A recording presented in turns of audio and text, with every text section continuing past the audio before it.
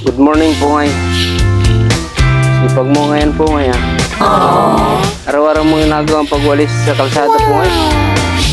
Ha? Wow.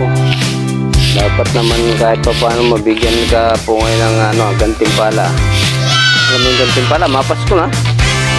No? Ano na yan eh? September na yan. First day. Dapat meron ka ng regalo sa tawag dun. Mamamasko ka na, malapit na. No? Ha? Ano?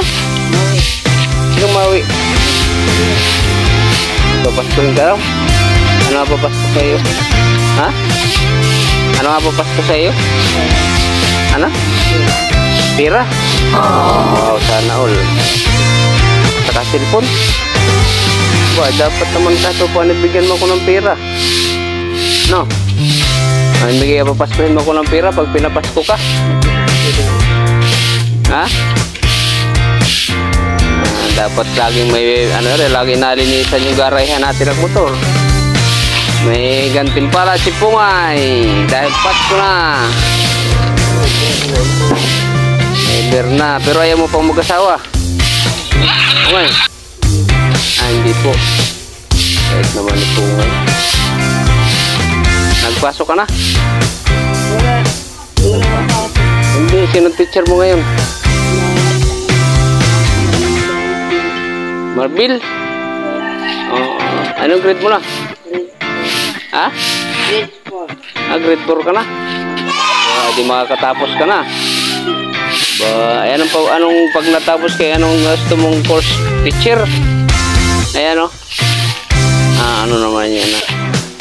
Piloto? Bata mo.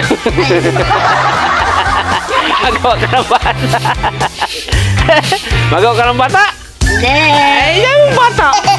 Ay, ano naman yan ah.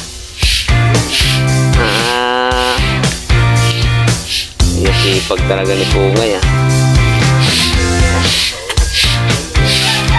Mamaya, gaigib ka naman. Gaigib ka na? Ibay talaga ni Pungay ah. Shoutout ka muna Pungay.